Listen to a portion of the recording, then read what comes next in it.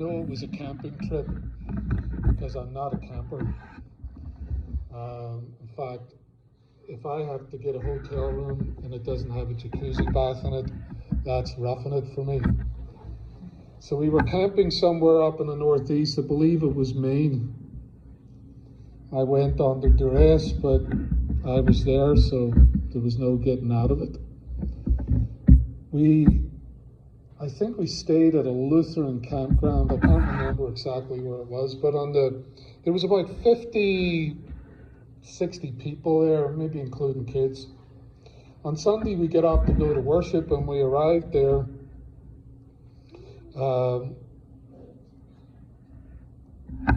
There was about 6 people there, and then my family came in, so we doubled the congregation.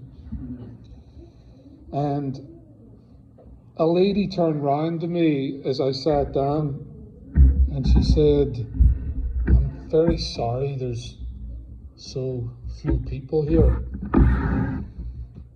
And that stuck with me because I asked myself, why did she apologize to me for that?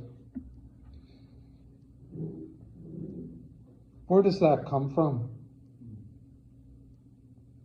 Where did we ever get the idea that numbers meant anything when it comes to worshiping Christ? But it is something that seems to flow through the religious world today.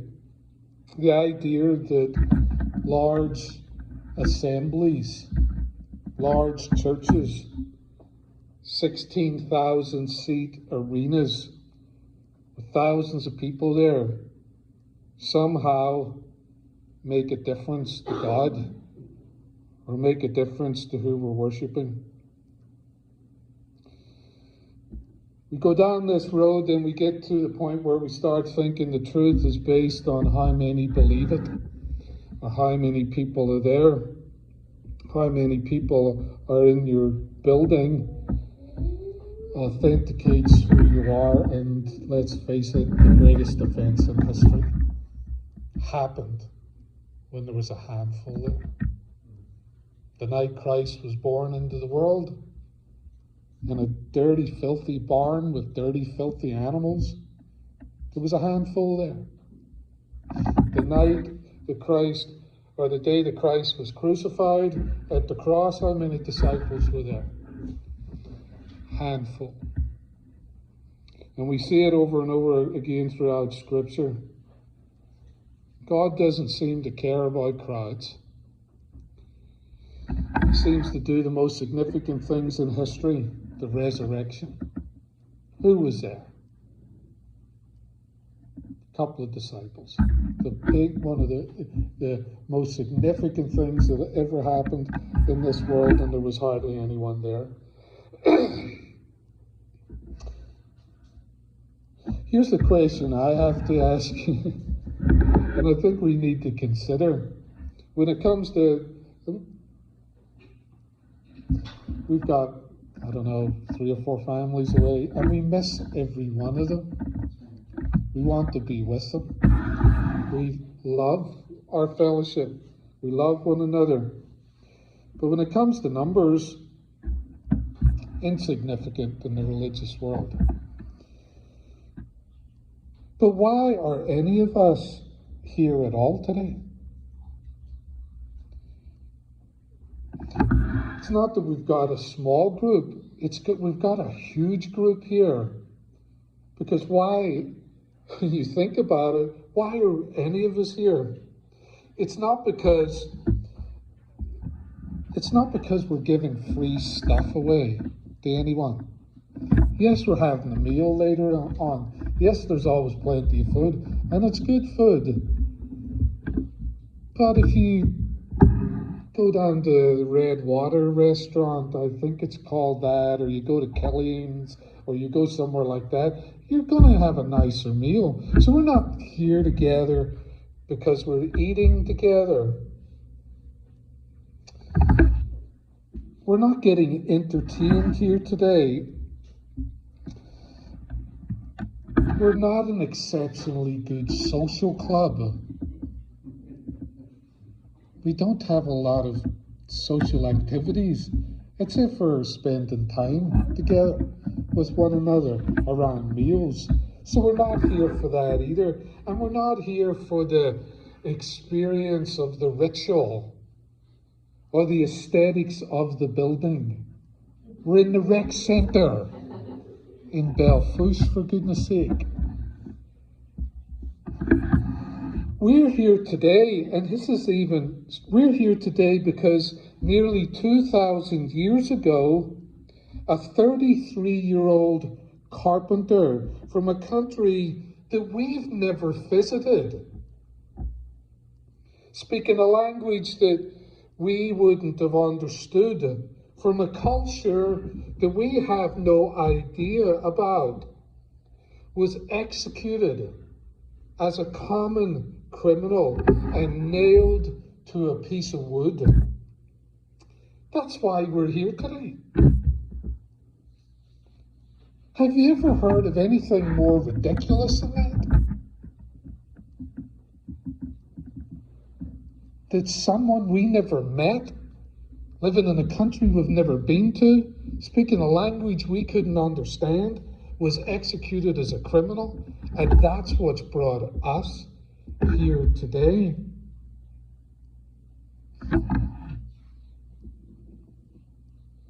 See, when it comes to numbers and getting together and our fascination with it religiously, we're missing the point. It's not about who or how many are here. It's a miracle that any of us are here today.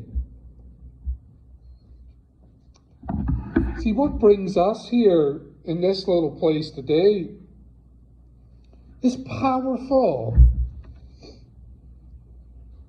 How can you get a group of people together who are exhausted? Every one of us in this room could have had a longer lie in bed today and needed it.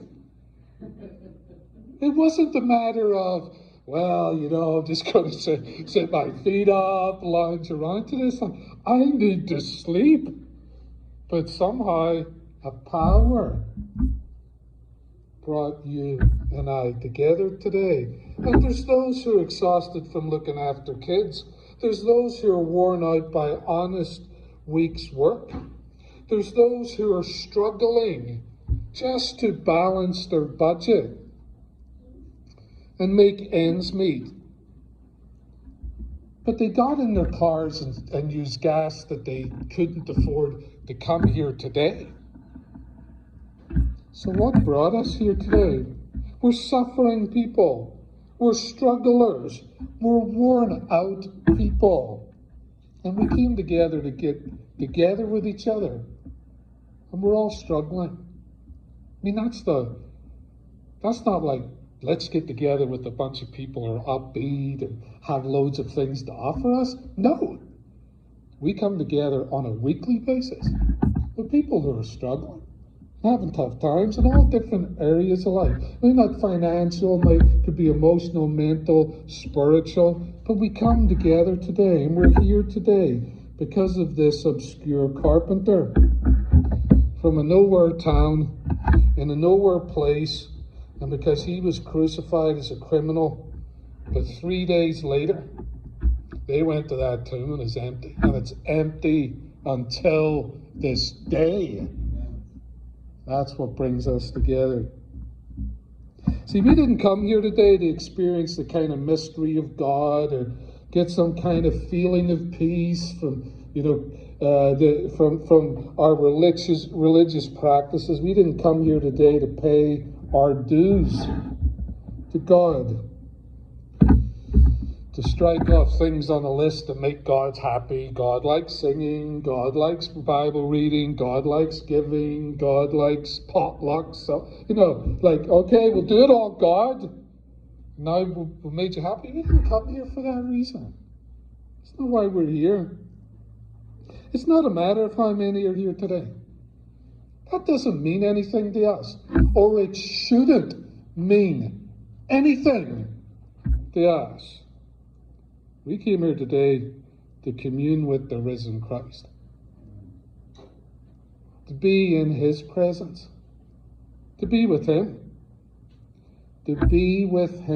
who is risen and is with us, is here today. We're in his presence today. And that's why we're here. Central to our meeting today is the supper that we just took part in, the symbol of his sacrifice, the symbol of his resurrection from the dead, the symbol of his presence here with us today. The bread symbolizes that he who is risen from the dead, he who was crucified and shed his blood, is with us today. And that's what brings us together. And he's the one that holds us together. The central message of the faith is there's one God, Creator, who loves us and is for mankind, and who came in the flesh, who laid his life down on a cross to redeem us from sin, rose on the third day, and is always with us. And that's what we come together today to celebrate. Our assembly together today, our assembly says that it's true that he rose from the dead.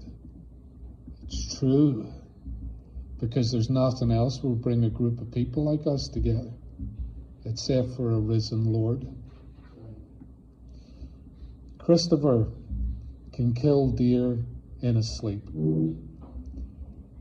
He can field dress them, and then he gets them processed. If he doesn't do it himself, he gets Curtis in to do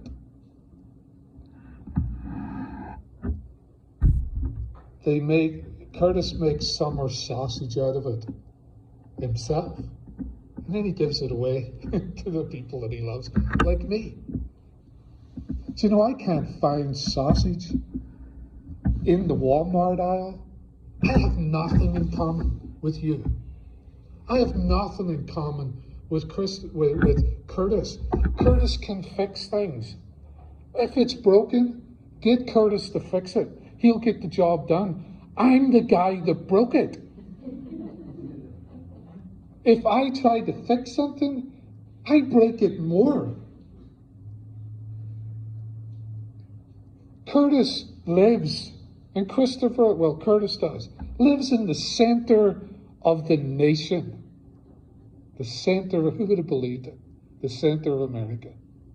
I come from the armpit of Northern Ireland. And nowhere a place you went to, you wouldn't understand a word they said. What has brought us together? Who can do that but Jesus Christ? And all of our stories are the same. All of our stories, we come from different backgrounds, educationally, socially, economically, and it's brought together not by the plans of men, but by the risen Christ, who's with us. Who's with us. They say if the Russians stop pumping gas or oil, if they stop pumping oil, which they're threatening to do, because the Europeans and the world are putting the screws on them over Ukraine. So they're looking, what have we got in our arsenal here? And they're saying, maybe we'll stop pumping oil. I read an article this week that said if they do, oil's going to go to $240 a barrel. That means you're going to be $10 at the pump for gas. Now, some of us are already struggling with $5. Think about 10. Now, on top of that, the food prices are going to go up because the guys that truck in the food, They have to transport everything and pay for diesel. So all that's going to go up as well. And have you been to the grocery store? Have you bought a loaf of bread? I don't know what they're making the bread with. The prices. And tomatoes? Are they sprinkling gold on there? It's like $1 for a tomato.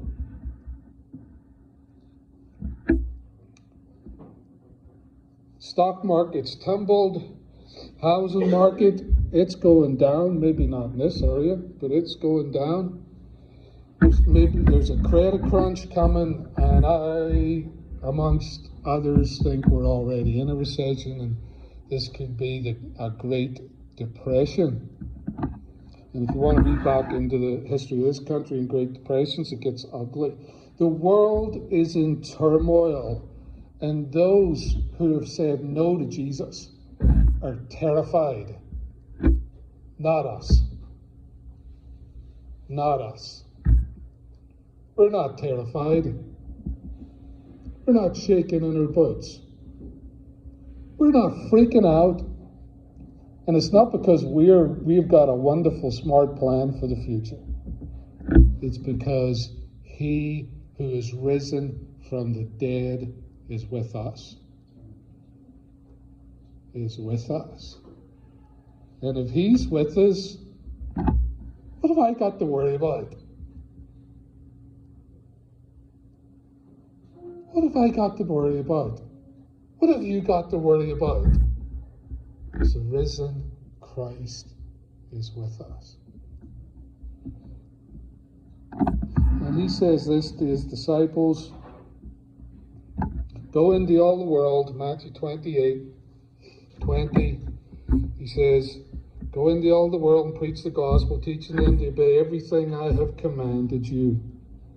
And surely I'm with you always, even to the end of the age.